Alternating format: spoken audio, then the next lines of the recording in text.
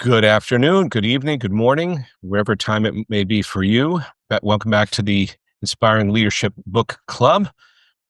I'm your intrepid host, Andrew Cohn. This month, we're talking about a book called Humble Inquiry, first published in 2013 by Edgar Schein of MIT, a longtime organization development practitioner, one of the really godfathers of OD. Has inspired one or two generations of followers. Just a real iconic guy. Um, and glad you could be with us.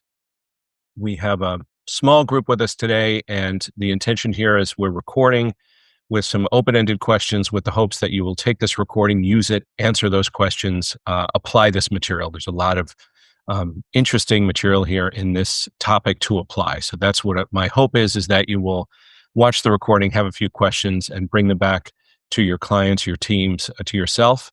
And if you have any questions about how to use this, what would you do? What do you think? Let's talk about it. Feel free to reach out to me. I think my email is on the last slide, and if not, it should be available through the app that got you here. So why don't we, one thing that I'll show you is that this, sorry, just trying to see if the slides will advance. So that's the version of the book that I have. If some of you may have read this book, you'll find a different cover, perhaps even with two names on it, Edgar Schein and Peter Schein. Peter is Ed's son, who works with him now over the last few years. And I think they republished this book a few years after its initial publication date to get Peter into the loop a bit. The younger generation, some new energy. And I've seen the two of them speak about this too. There's a couple of YouTube talks you can find where they're talking about this. So this book is called Humble Inquiry, The Gentle Art of Asking Instead of Telling. There's no mystery in what the book is about and what the title's about. And what I'd like to do is talk about four key themes here. What is humble inquiry?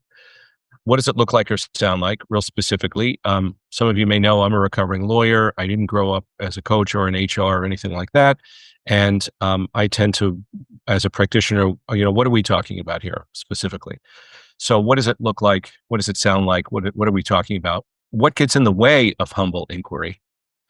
And there's some different dimensions of that, both cultural, organizational, relational or structure, rank, hierarchy, and then some internal barriers we may have as well. And we'll talk about each of those subheadings. And then what Schein calls developing the humble inquiry attitude, just having a mindset that invites us into this, this way of communicating and the benefits of it. Okay. So the definition he uses a few times in the book, actually, humble inquiry is the skill in the art of drawing someone out and asking questions to which you do not already know the answer. So think about that's already a different kind of inquiry. It's not a rhetorical question, or of building a relationship based on curiosity and interest in the other person. So humble inquiry is relational. It is not inquiry into the answer to a technical question or a process question. And we'll talk more about that in a little bit. And ultimately, the purpose of humble inquiry is to build relationships that lead to trust, which leads to better communication and collaboration, and as he talks about, and results. So yes, it's about building relationships, but it's about building relationships in the context of something greater, whether it's a relationship with a doctor in an oncology treatment situation, or a relationship with a subordinate team member, a relationship between somebody who's in the cockpit on the flight crew. But it's the relationship and the context as well, which is very important. So this is a guy who's at MIT and is in organization development, and he works in the business sector primarily. So we're talking about something to be used in the workplace, although not exclusively. We could talk about that. So what does it look like and sound like? So the second chapter of the book is case examples. So let me share a couple of examples here and go back to this. And we'll talk about what is it, some specific examples. So for example, he tells the story, I'm just referring to some dimensions of the book here. That's why I'm looking down. He tells the story of somebody stopping him on the street when he was walking his dog in the Boston area and somebody said, how do I get to Massachusetts Avenue in Boston? And he said that he responded to her by asking, where are you trying to get to? Um, and um, and he said he asked that question because he could have directed her to where she asked to go, but in fact, she said she was trying to get to downtown Boston, and he directed her to get to downtown Boston, not to Massachusetts Avenue, which was what she was asking him. So the dimension of humble inquiry that he was illustrating here is, I want to understand what this person's purpose is and where they're going, because that'll help me respond to their question in a better way. So again, drawing someone out, asking questions that I don't know the answer to, building relationship interest in the other person, and in this case, to provide more effective collaboration and give her the answer. So he said she was already on the direct road to Boston, so I just told her to keep going on the road she was on. And he says, to this day, I wonder what would happen if I would have told her how to get to Massachusetts Avenue, because that would not have been helpful for her. So the example of humble inquiry in that sense is inquiring of her what her interests were, as opposed to answering her question. It's interesting, I think. He shares another example of he was launching a new task force in an organization, and an environmental organization that was launching a capital fundraising campaign. And the executive director asked him to help her chair a task force to do some pre-work about, are we ready to join launch another capital campaign? And his colleague, or the executive director, said, at the beginning of the meeting, we should talk about what were the mistakes we made last time, so that we can try to anticipate those mistakes and head them off this time. And he said, okay, we had two options. We could tell the group what the previous mistakes were, so we avoid going in the wrong direction. Okay. Or he said we could ask more open questions. And the question that he asked was, why does each one of you belong in this organization in the first place? Right? Changing the tone of the conversation from focusing on what were the mistakes previously made, which very well intentioned. We don't want to make those mistakes again. Let's talk about those mistakes. Let's learn from those mistakes. His inquiry was, why do you want to be in this room having this conversation, contributing to this issue? And what he said was, they took the time with no interruptions or questions or comments until they went all the way around the table. And as a result, they had a very positive and enthusiastic conversation about what they wanted to bring, why they were participating in this way, contributing their energy to the organization. Yes, they still, and what his point was, we still had the conversation about what mistakes did we make last time, but it wasn't the framework for the conversation. It wasn't what the conversation was about. So to back off, that's a humble inquiry piece, to back off and to ask people, why are you here? Tell me what's drawing you here. Well, obviously, that's a question I don't know the answer to with respect to each of your individual interests. But by doing that, it draws people's energy into the room. We can circle back and talk about what the history has been. Let's not frame the conversation in terms of the unproductive history. Let's frame the conversation in terms of the energy that each of you is bringing. That's another example he shares about what humble inquiry is. A couple more to share. I think it's useful to share these things because it brings it to life a little bit. He said he said, I arrived in Cambridge with my new bride. He had just been married, and he's in Cambridge, and he's working on his first book. Or actually, excuse me, he's grading papers for some first year MBA students. It was before the book, I think. And his wife knocked on the door several times, asking if he would take a break and maybe take her out for a cup of tea. And he kept saying he couldn't do it. He had to finish the lecture. He had to finish grading papers. Going for tea would have been a total disruption. And he said, well, at the time, he said, looking back, I realized I had three options. One is to do what he had done and continue to stick to his guns and say, sorry, I can't do it. I'm working on this. The second is to give in and take her out to tea. So if he had done the first one, he said, I would have sent the message that my work is more important than she was. I would have missed possibly the opportunity to speak about something that was important to her. I never had the opportunity if I just say to her, I'm not available, please don't interrupt. He said I would feel guilty and ashamed at how he responded because he felt it was really closing a door to a very important relationship. And then the second option, taking her out to tea, and basically he said giving in and abandoning his plan. He said, well, one downside of that is that I could go out with her, but I wouldn't really be there because I'd be distracted by the work I still needed to do. I may have to work late into the night, which is going to create new problems. I might resent the fact that I'm with her, and that causes problems and tension in the relationship. He didn't like those two options. And the third option, as he looked back on it, was what he called an example of humble inquiry, being empathetic, sitting down with her to talk about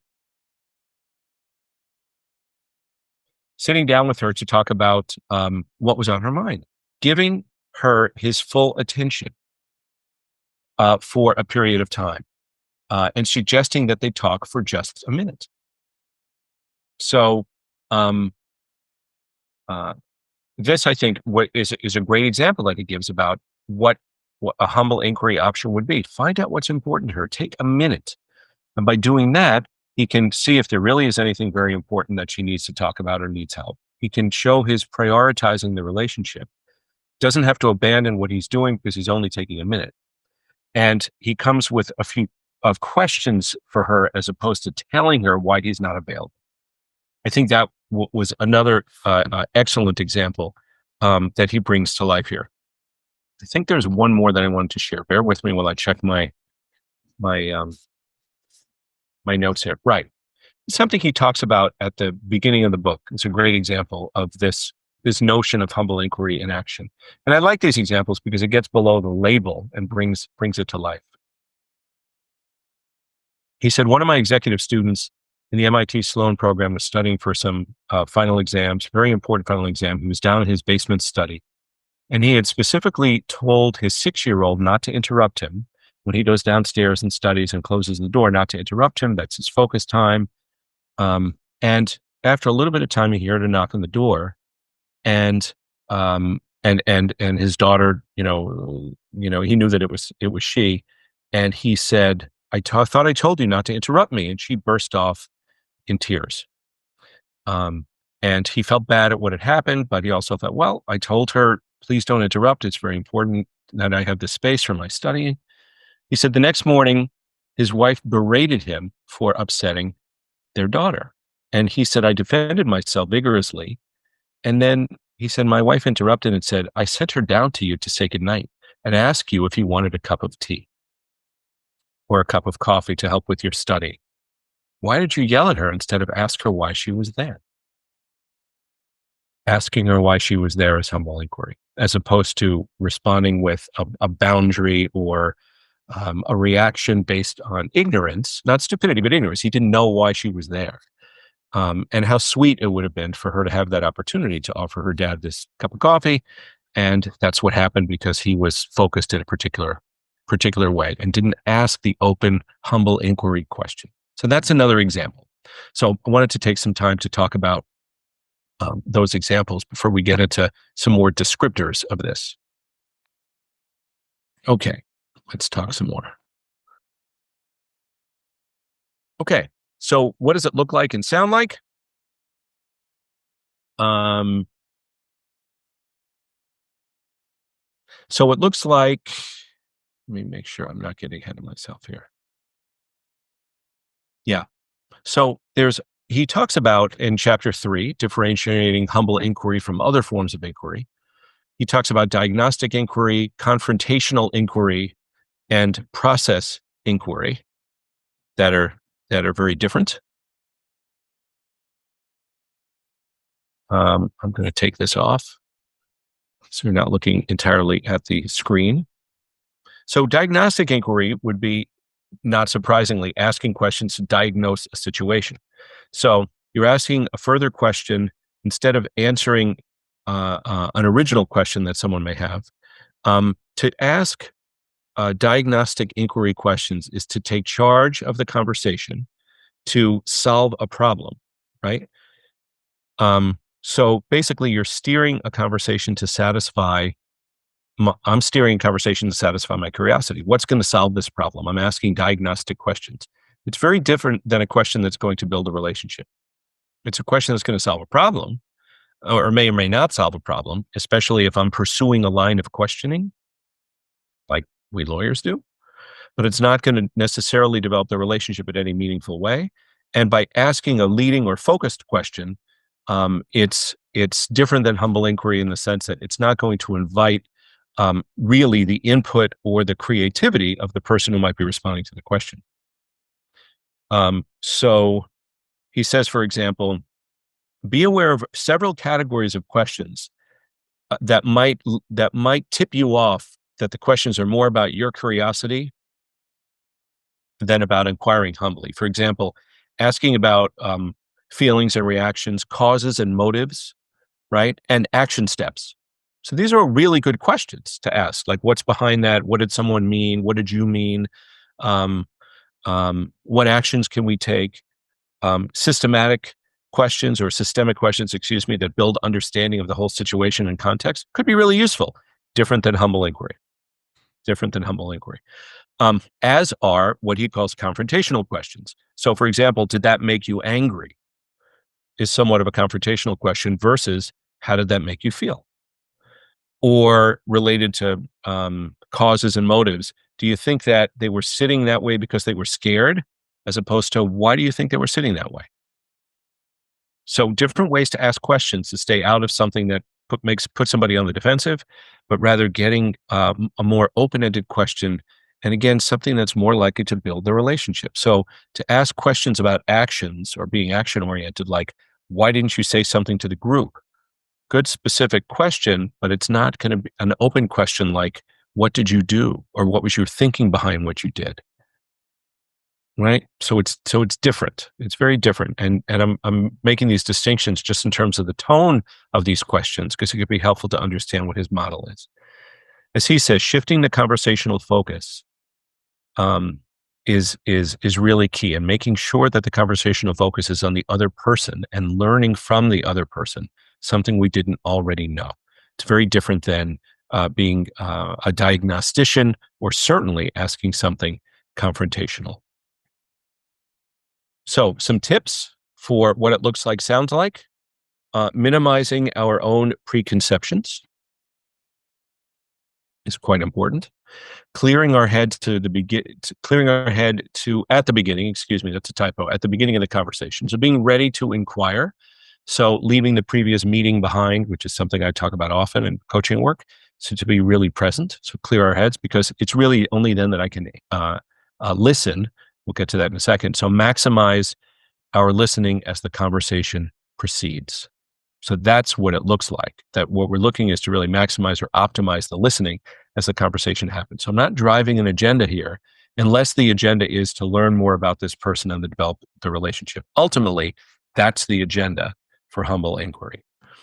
And here, a very important point. The most important diagnostic that the other person will use to decide if you're interested, it's not what you ask, but how you hear the response. Are you really hearing the other person? That's really, really important in terms of what does it look like and what does it sound like? It sounds like and feels like the person is being heard. Very, very important on this in this context. So, what gets in the way? There's several chapters about this in the book. He talks first about the culture of do and tell. He focuses on U.S. culture in this chapter, although there's other discussions in the book about cultural differences between people that might impact relationship building questions and answers, which is obviously very important. But he talks specifically in chapter 4 about U.S. culture and as compared to some other cultures as well. And he refers to our culture in the U.S. as the culture of do and tell. He says the main inhibitor of humble inquiry is the culture in which we grew up. The more authoritarian the culture, the greater the sociological distance between the upper and lower levels of status or achievement. Right, that's one dimension of cultural difference, as we know from other models. And the harder it is for the superior to be humble, and learn the art of humble inquiry. So, culture in general, one dimension of culture is level of authoritarianism or differences in status.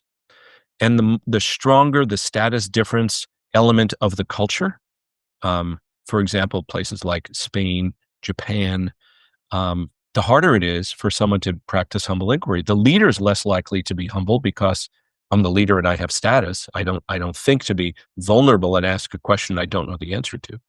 And then the subordinate is less likely to participate in that conversation openly because it's not my role to be, or appropriate even, to be open with the person of higher authority. So in the United States, we have a culture that values task accomplishment more than relationship building. I don't know if you'd agree with that. I probably would agree with that. If we were sitting and speaking about this, I'd be curious to know what your response would be. Would you agree that the U.S. culture values task accomplishment more than relationship building? Generally, and even in the workplace, do we reward people for building relationships, or do we just reward people for getting stuff done? In the United States, status and prestige are gained by task accomplishment. And once you're above somebody else, you're licensed to tell them what to do. I think there's some truth to that. Once you're in a senior position, it's almost like you're being expected to tell people what to do. That's what they want from you. Would you agree? I think that's an interesting question, as that's a cultural norm. And he said the second problem we have in the US is that we live in a culture of tell. To ask something is to reveal um, ignorance or potential, not stupidity, but to reveal ignorance and weakness. I'm asking you something that means I need something from you. It might mean I don't know the answer. And we ask questions like that, of course, from time to time. But in the workplace, it's a little tougher because every time we ask a question that we don't know the answer to, we're saying, I'm vulnerable. There's something that I don't know. Knowing things is highly valued, and telling people what we know is almost automatic. That's what we tend to do in the workplace. In the coaching world, where that's like beaten out of us. Don't tell people what to do and don't tell them what to know. Don't tell them what you know. Ask questions. That's how we're trained. That's what we do. And in most situations in other professions, and even what we do when we're not coaching people, is we drop into tell because that is, I believe, a cultural norm, certainly in the workplace in this country. So the important question is, why is this important now? Why are we talking about this? Why are we taking on US culture and challenging it in terms of its effectiveness? And he said, well, the changing nature of tasks. So as he describes it, the world's becoming more technologically complex, interdependent, and culturally diverse. Fair. Which makes the building of relationships more necessary to get things accomplished because we're working across technologies, across functions, across cultures, across generations as well, I would add. And at the same time, so it's more necessary to work across those differences. And at the same time, it becomes more difficult because of the complexity of these differences. So through humble inquiry, teams can build upon the initial relationships. They can and develop initial relationships that help them learn together.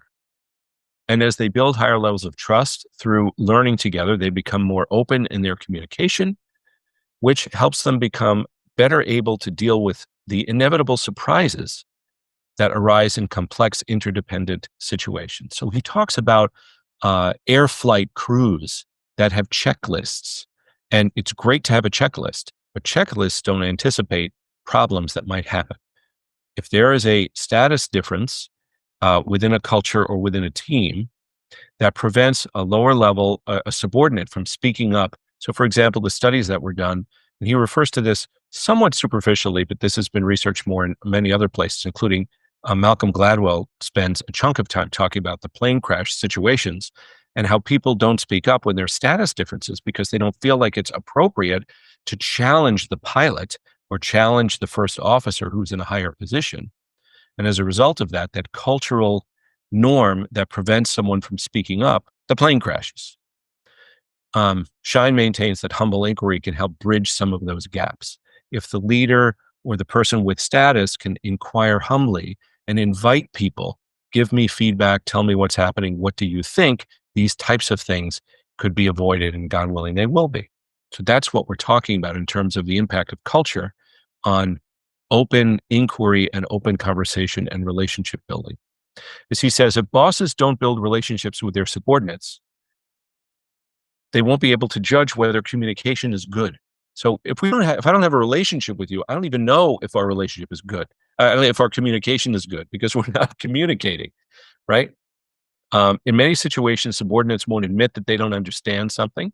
They may even withhold information, even safety information, because they may have competing priorities.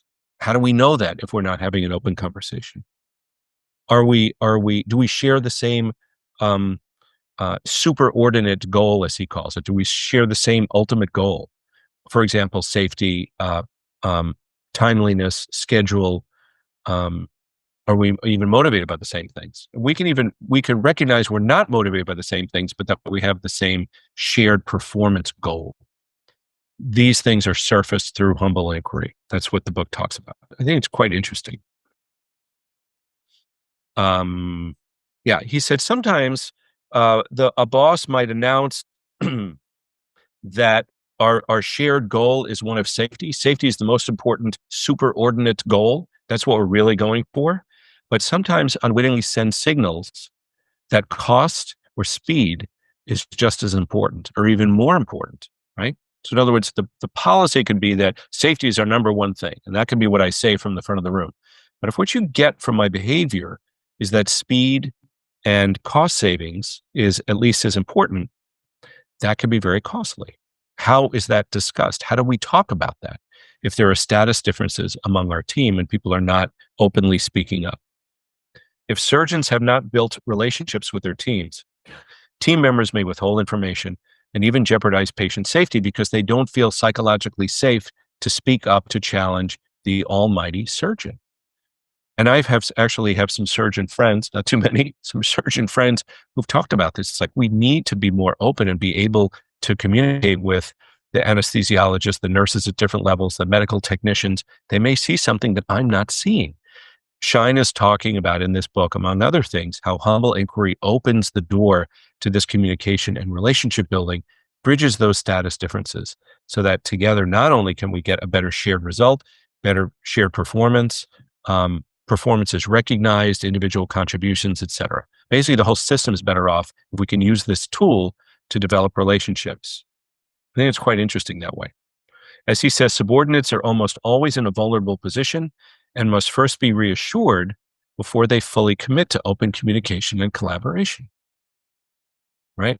If I don't feel safe to speak up to my boss, even if she or he said, oh, no, really, give me feedback, I'm paying attention to the cues as well. And if the cues don't demonstrate openness, I'm going to keep something to myself, you know? And at best, it could be, okay, it's just a piece of information. Not everybody needs to know something. At worst, I know something that's going to prevent this plane from crashing or this patient from dying, God forbid, or something like that. So this is a tool to bridge those gaps. And culture gets in the way. Another thing that gets in the way is status, rank, and role boundaries, right? Which is what we always talking about in terms of culture and also in terms of some of the medical professionals, flight crews. He says we have very clear expectations about what is the appropriate demeanor for a high status person. We also have clear rules about how lower status people should demonstrate deference to the higher status person, right? Um, these things can get in the way of working effectively as a team, of course. And he said, very, very importantly here, these rules and expectations vary widely depending upon the culture, right? The national culture is what I'm talking about. So it's something to pay attention to. I'm not going to go into all those differences now, but um, something to pay attention to. And he talks about personalization. Personalization is the process of acknowledging the other person as a whole human, not just a role. So I'm speaking with you as Dr. So-and-so, not just the anesthesiologist who is subordinate to me, the surgeon. But personalization is so, so important. So in our communication that we're speaking to people as people, not just as roles. This may sound obvious, but in particular in certain functions, professions, teams, he's talking about power plant safety, pilots, um, certainly the military. And the military, from what I've read, has done great work to break down some of these barriers to enable people of low rank to speak up and challenge people of higher authority in terms of the task so that we're all better off. And certainly lives are at stake. So He cites some research done by Amy Edmondson at Harvard about cardiac surgery teams. The teams that were most able to adapt and utilize more complex procedures, so arguably the higher performing teams, the one that could work on more complex procedures, had made special efforts to learn together as a team and reduce status differences by learning together as a team and even eating together in the cafeteria. So teams of surgical teams with different people of different status, different levels, were eating together at the same table in the cafeteria, which is unusual behavior in that culture where the techs eat together, the anesthesiologists eat together. Must be an interesting conversation. Surgeons eat together. Um, we stick with our people. Well, but the team could do better if our people are our team and it's more open and more communication. So some research um, plays that out. So that's again something else that gets in the way: the status, rank, and role boundaries, and how we need to. Um, Personalization is the key, and also forces inside of us. So what's happening inside myself, and what he talks about is in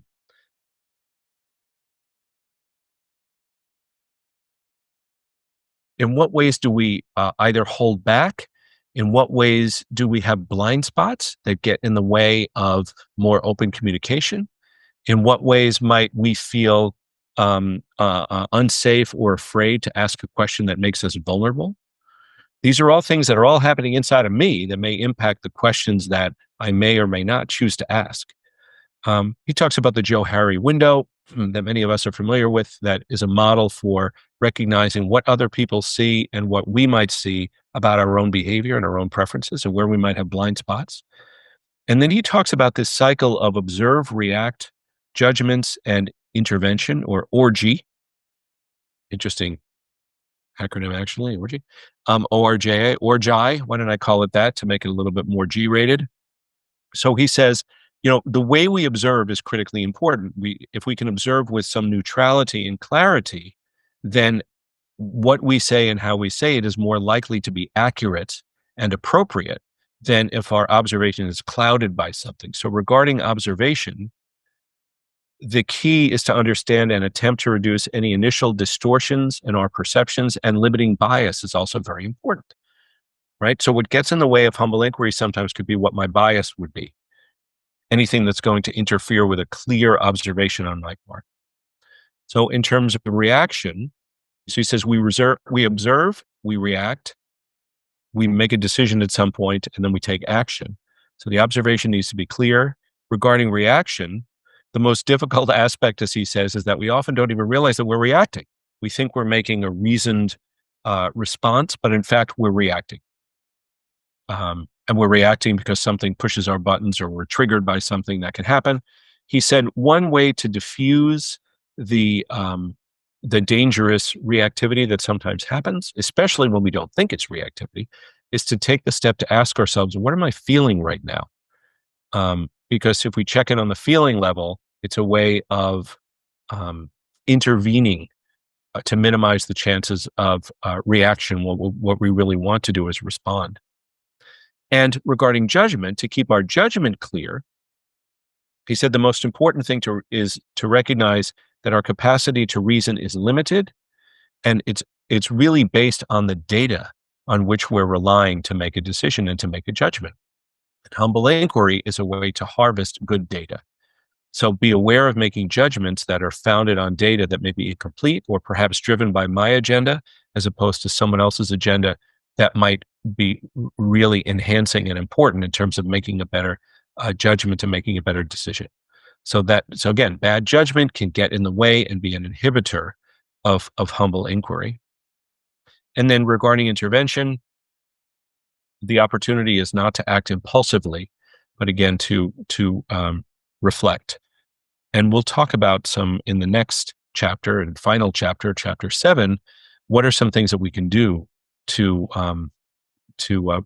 stay on the positive side of this cycle of observe, react, judgments, and intervention, or orgi? He said the time when humble inquiry is often most needed is when we observe something that makes us angry or anxious. We then need to slow down. We need to ask others in a humble way so that we can check out the facts. So think about that. I something happens, I'm in reaction, I get triggered, some other thing, and I'm asking for more information. How am I asking for that information? Am I angrily snapping at someone? Or am I asking something that's open that really invites input? And think about the difference in response that I'm going to get in response to those two behaviors.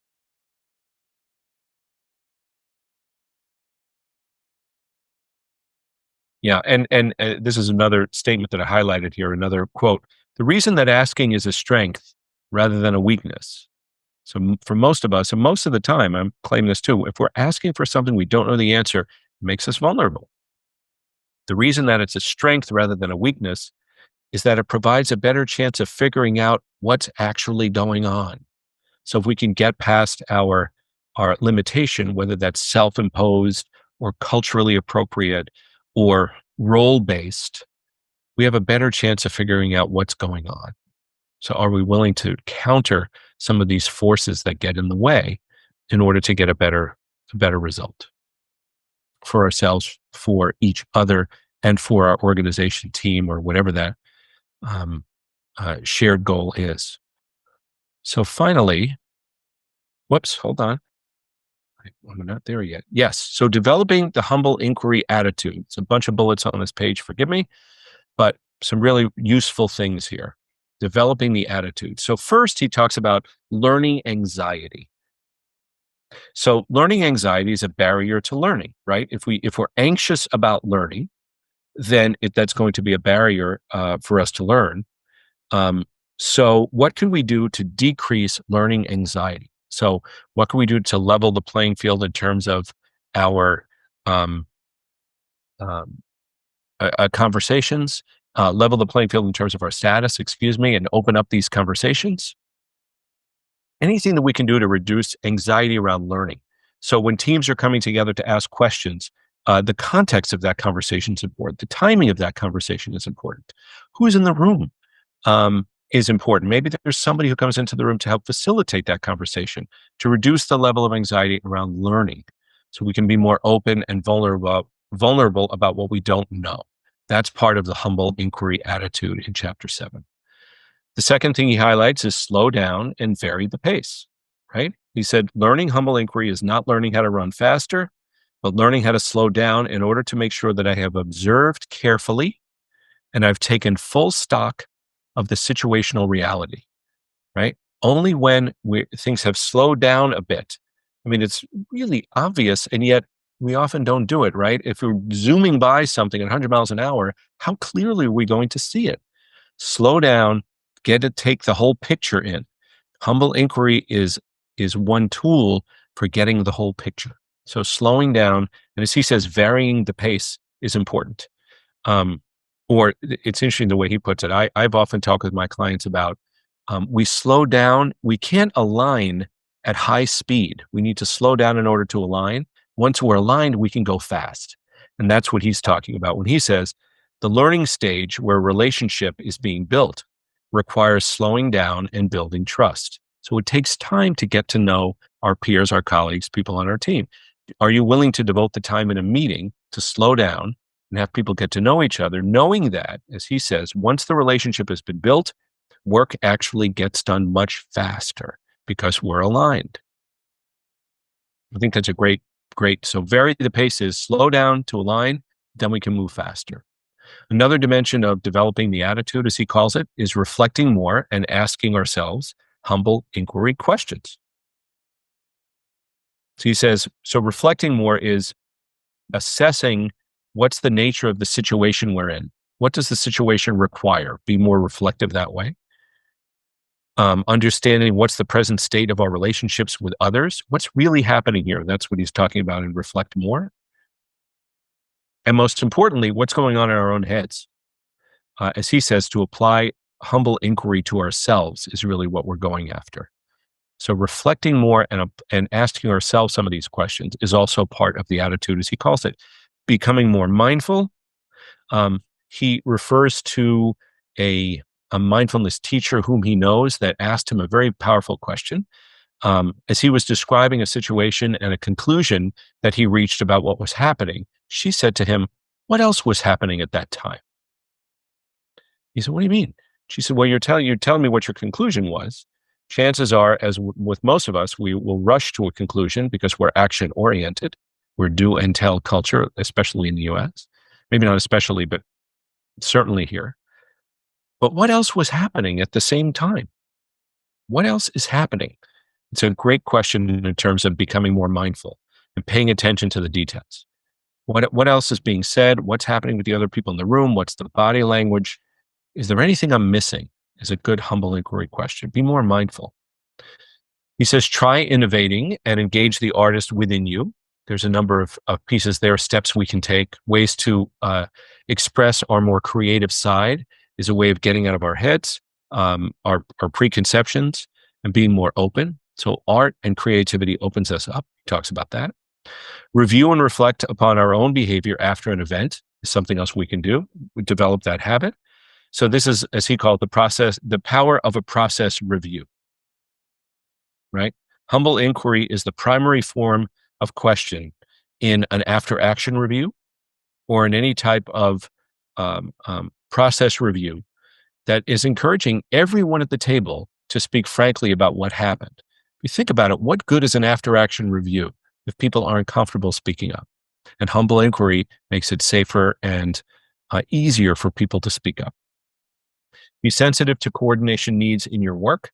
So, as he says, we can use humble inquiry to determine the state of interdependence, like how interdependent are we? What are the processes that we might put in place to help encourage and promote humble inquiry? So, by being sensitive to coordination needs, we could pay attention to where is better and more coordination necessary, so that we can facilitate greater levels of humble inquiry in our work. He says, as a leader, build relationships with team members. Hello, it's pretty obvious. And he says, I think this is simple but really powerful. The toughest relearning or new learning is for leaders to discover their dependence on their subordinates. Leaders are really dependent on their subordinates. I don't know what everybody's job is. I don't know what motivates them. I don't know where the tension points are. I don't know what they need in order to work most effectively. I'm dependent on them to share that with me, so that even if I control all the resources in the organization, by the way, this is a fantasy world that I'm describing right now, but even if I have all those resources, do I even know if the relationships aren't solid enough? Very, very important. And that requires a level of vulnerability on the part of the leader. That's a lot of what this is about, this book. And he calls cultural islands.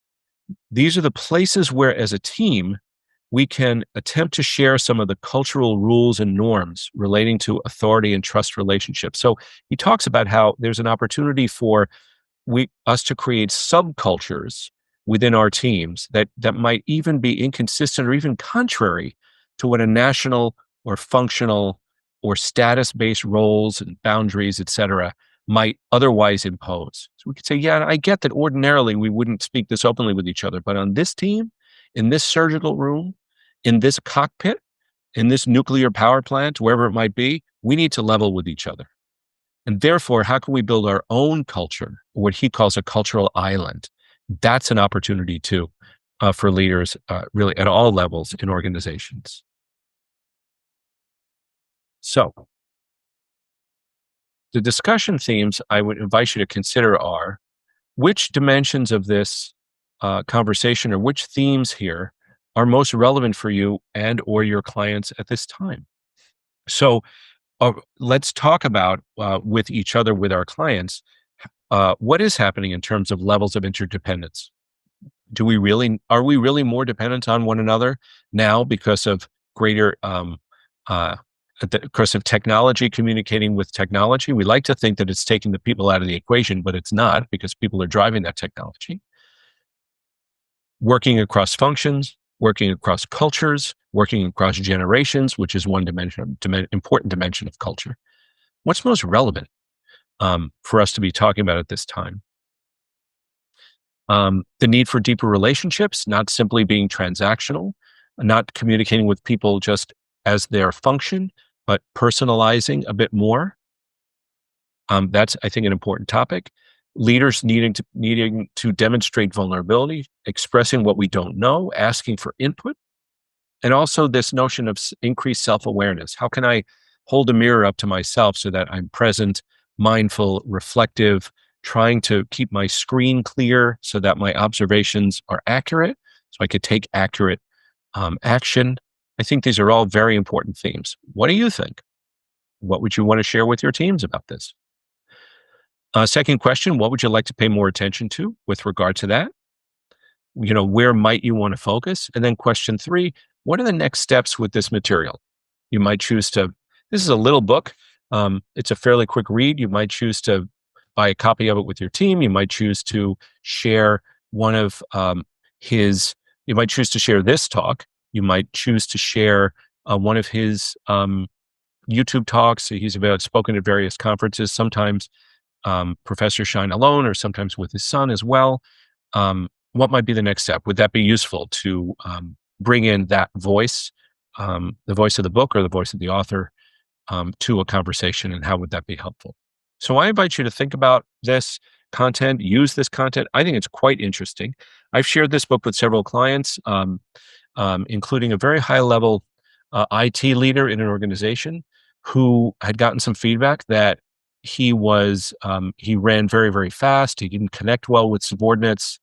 He needed to understand people more, do more asking rather than telling. I recommended this book, and it really changed his team dynamics around, particularly with his peers, that he was suddenly of value. His peers were feeling more valued as a result of some of these new behaviors. And he was just asking and open. His intention was not being reflected in his behavior. And this book helped him understand how these differences in status and cultural differences, because he was working across national cultures as well, how that was getting in the way. It could be a really good resource for you, for your teams. So I invite you to think about it, use it. And if there's anything that I can do or anybody on our team could do, please let me know. I welcome the conversation. So we will see you next month in January of 2022, where we have a very interesting and unusual book to discuss with you, where we're going to bring in the author and I will interview her. I'm not going to tell you what that is because perhaps you're watching this 3 or 4 months from now. And it could be out of sequence, but I look forward to seeing you and hearing from you in 2022.